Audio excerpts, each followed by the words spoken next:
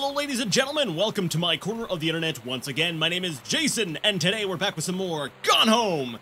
I'm actually extremely frustrated. Basically, I recorded like half an hour of me exploring and going ahead, and through some sort of mix-up, I destroyed my audio, and we don't have the audio for it anymore, so I have to re-record everything, which means, because the game only has a single save game, I just had to speedrun my way through the game back to where we were trying to do exactly what I did last time. And the funny thing is, actually, you know what, I'm going to start moving right now. The funny thing is that during my just running through everything as fast as I can, I actually managed to find something that I had not found before. Actually, there was two things. Actually, I might have found this one. There you go. You working for me, game? All right, good. There we go. The cassette case for Sam, and it's got all these different... So you're gonna like this one, the Bratmobile thing. I think I may have seen that one already before, but I couldn't remember. But I know for a fact, if we go back downstairs... And I'm going downstairs just because, like I said, I missed one thing and I wanted to show everyone where it was that I had missed. There was a note in, which closet? Was the closet in this room? Let's take a quick look. Don't think it was this one. It was the one that just had books in it. No, it was not this one. Very sorry. I should have actually started the video off there. Right in here. There we go. There's a note hanging out of this jacket. So let's read this letter. Samantha, please give this to your mother. Janice, thank you for having Danny over to your new home. He has missed having his friend Samantha in the neighborhood very much. Danny asked if he could lend Samantha his Nintendo Street Fighting tape. Good. And I gave my permission. He needs to spend less time with those games anyway. No hurry returning it. Let Samantha know that she is welcome back to our house to visit anytime. And then that was actually accompanied by a journal thing. So let's go ahead and I believe it's what, 2, 3, here we go. Journals. And it was called Default Friends. So let's go ahead and play that while I make my way back upstairs. When you live in one place your whole life, your next door neighbor is kind of like your default friend. And Daniel only got weirder over the years. So moving away has been a good excuse to, like, not see him anymore. But he did always have the good Nintendo games. Maybe I'll give him a call. So there was that. I also realized that before I picked up this cassette, and I was like, oh, look, there's a cassette. That's really cool. It's right next to a player. I can insert this. Very cool, but for copyright striking purposes, we're gonna not listen to that. If you want to hear the whole song in its entirety, because we know it's gonna be an absolute hit that, you know, everyone wants on their MP3 players, if people even still call them that these days, then, you know what, you can go ahead and buy the game and then listen to it yourself. Yeah! Because, you know, it's a great game. I'm a little bit, I don't have an opinion yet on what the topic that I'm thinking of, so I'm not going to talk about it right now. So anyways, read note. I can't remember. Did we read this last time? Mom and Dad. All right, never mind all that. I forgot that we covered that in the last video, so we're just going to cut that out. And then we're going to continue adventuring up towards the attic. But before we get there, I'm going to be like, no. No, I didn't want to do 180. I just wanted to do, you know, a 90-degree turn. And I wanted to come on in to here.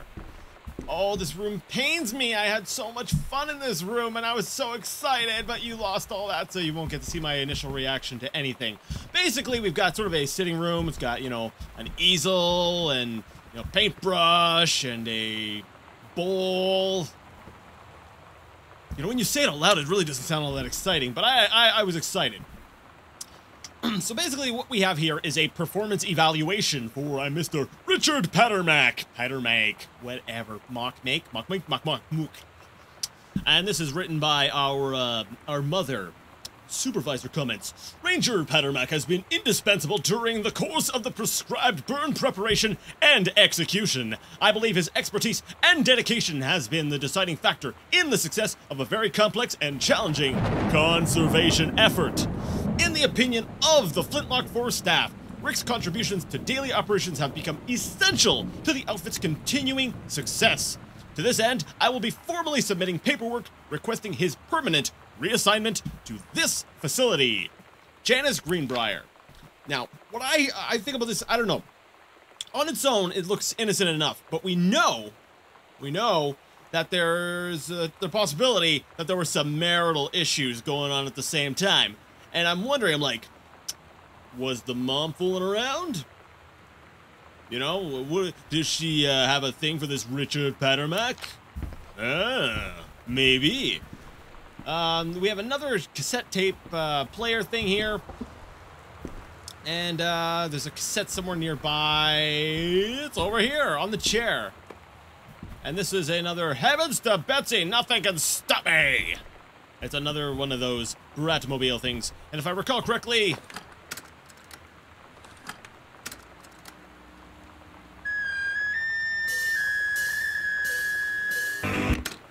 that's right, copyright claim fuel. We're gonna avoid that one too. The drawer. We found a note. Halloween show! The Misfits, they're awesome! Don't forget your costume! See you there! Stygian Lounge, 10/29, 9 p.m., 306 West Francis Lane, downtown! Sorry. Oh. Sometimes you just have to lie to Mom and Dad. Like when Lonnie asked me to see a band with her and stay over at her friend's place in the city after. That's a lie to Mom and Dad's situation. But it was so worth it. The girls on stage were just so loud and real and awesome. And everybody was moving together like one huge tide of sound. Between two songs, Lonnie leaned over and said, "How do you like your first show?" I was so happy. I felt tears starting in my eyes. And then she up and hugged me. I think she could tell. Alright, so you basically just heard that. This is, in the last video, I spent a good portion trying to toss this tape case in such a manner that I could read what was on the, actually, let me see if I can show you. Right here, let's see, it's sort of a track listing, right? And then down at the bottom it says, before tips, don't look here. And then on the bottom part, there's actually some more writing. And that will be lost to the ages, I'm sorry. But basically the writing that it does have, it just continues the track list with some various song names. Once again, I'm so sorry I lost it. There's some awesome stuff coming up. There's some very, very cool stuff coming up. I missed this, though, last time I played through. He saved it from the raging flames, and then things really heated up. Wildfire! Opal LaRue is one of the most distinctive writers in our genre. A tour de force, Wildfire is a uniquely beautiful display of LaRue's talent. This kind of goes along with the, what I said about the performance report. Yeah, open the sewing table up, and we have our sewing machine, which does not work, and we cannot use. And we cannot pack back up anymore. And we can't open this drawer, which is unfortunate. Alright, so we come on over here, and we open up the armoire, and we have a costume. Kinda looks like a witch's hat, but it's not, because if we look here, we can clearly see it's Captain Allegra and the first mate. Your costume, my costume, L. So we know that this here was written by Lonnie. So Allegra is supposed to be Sam, and Lonnie is supposed to be the first mate. Is there a way to actually look at that? No. For some reason I thought that there was a diary associated with this find.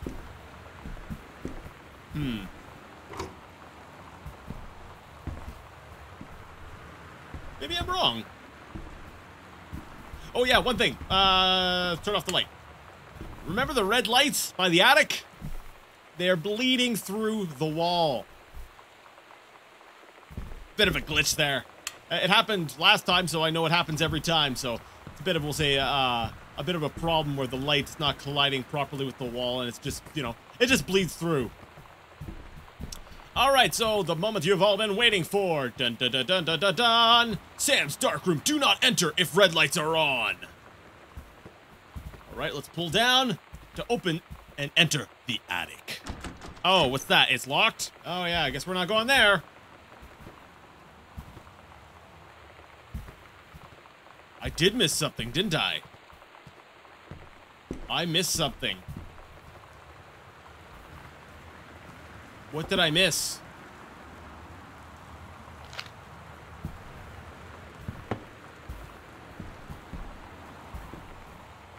Ah, here it is. This is it.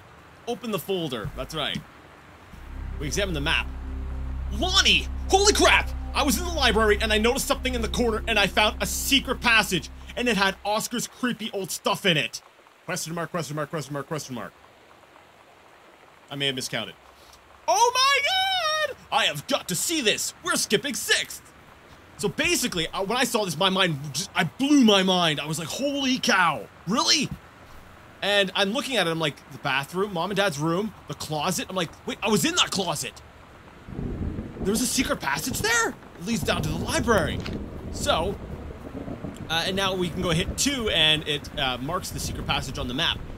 Now, I've already gone ahead and I got curious. Sorry.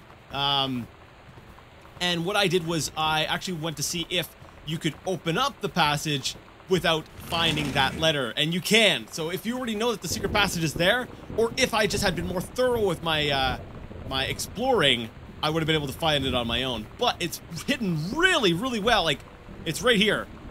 And the only reason I think it's lighting up right now is because I read the map where I opened it up earlier.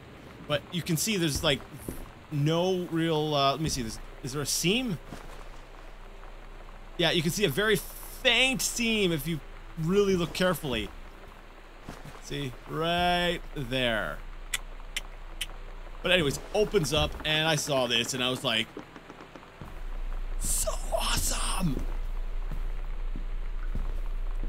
So then we're like, oh, what's this down here? We'll pull the string to turn on the light. And I love how it's basically got the old newspapers all along the walls. That is so cool. And then we got a crucifix here. And that's exactly what happened last time. For God so loved the world, he gave his only son. And we're gonna go ahead and examine this map. So this is the next interesting part. Ghost Hunters, Sam and Lonnie's secret house investigation log. Hidden compartments found. 3. The library, the upstairs hall, and the foyer. Evidence of the supernatural discovered. 0. The search continues. And so basically we have an example right here of a panel. And actually I remember that was, I think that was in the library itself, right? There's a panel that comes off. So my mind just blew my mind because I'm like, okay, this game went from, you know, you're coming home and you're exploring, oh no, something happened with my sister and my parents, but now it's like, okay, this kind of gets neat, that there's little hidden tidbits beyond just walking from room to room.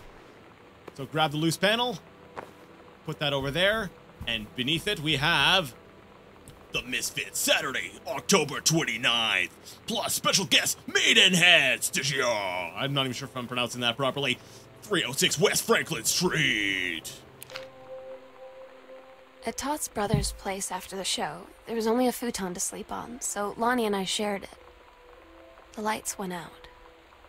I was turned toward her. My eyes started to adjust, and then I could see she was looking at me, too. In the dark, she smiled. My heart was beating so fast. I rolled over. I felt so, I don't know, nervous? After a minute, she put her arm around me and was so close and whispered in my ear, "I really like you." I just nodded my head, and I really hope she could tell. I really hope that she meant what I think she did. I felt like a shook-up can of soda ever since. I hope we have the chance to talk before I explode.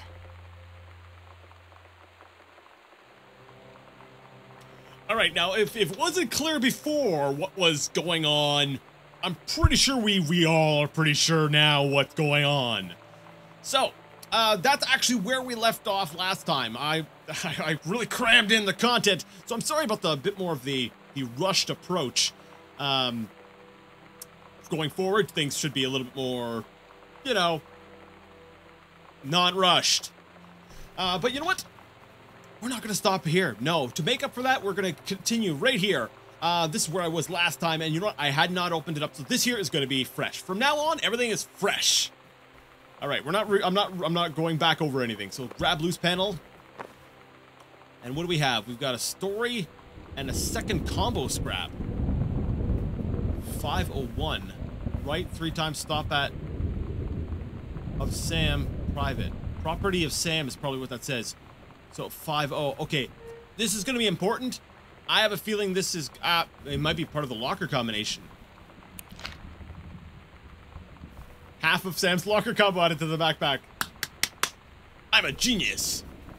Private, do not read. The Green Glacier, Part 2. Heaven at the end of the world. You know what? Let's go ahead and read this. This will be the last thing we check for today. Holy cow!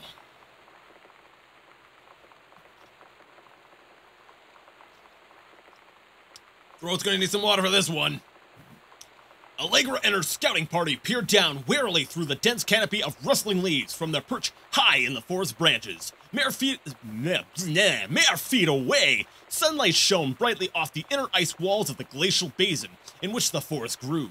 It was a strange sight indeed, such lushness juxtaposed with the frigid ice formations. I've actually got a really cool mental image of that right now. Allegra leapt forward without hesitation, bounding through the high branches. The first mate had been captured by the Green Glacier's Amazonian tribe. His life hung in the balance. His life hung in the balance. Interesting. Because remember, the first mate is Lonnie. I forgot where I'm at. Okay, we have to hurry! Allegra's party followed behind, moving quietly as a breeze through the greenery. Allegra landed in the clearing and shouted, "Stop!" She saw the Queen Amazonian up on her pedestal, reaching for the lever that would drop her first mate into the vat below. She shouted, "No!" and flung her saber at the Amazon's reaching hand, but it was too late. The first mate screamed as he fell towards the water and splashed down, and all was eerily silent. Allegra looked on, frozen in fear and remorse. She had been a moment too late. But then from the vat, something began to emerge. A head of dark brown hair, just like the first mate's. Then the shoulders and sleeves of his coat, soaking wet. But as the figure stood and the water poured down, Allegra saw that the first mate had changed. He was no longer a man at all. In fact, what looked back at her were the eyes, the face, the hair, the hands and body of a woman. Still in the first mate's clothes, still the first mate. She spoke in a soft, clear voice. "Captain?" The Amazonian queen said, "She is one of us now. She is ours." Allegra drew her magical flintlock pistols from her belt, and her crew readied their swords. Allegra glared into the queen's eyes and said, "That's the love of my life, and you can't have her." Probably in a much higher pitched tone than that, but that's interesting. That is some interesting read. Actually, I'm kind of excited to get to the next part. But, you know, I'm going to have to cut things here for now. So I would like to thank you so much for joining me once again in Gone Home. And once again, sorry about the rushed approach to this episode. I had to sort of catch back up, and you missed some of the genuine, like, amazement I had on my face, and it really makes me sad that was lost, because I was freaking out. It was great, but oh well. Keep moving forward, right? So until next time, I would like to ask you all to game on.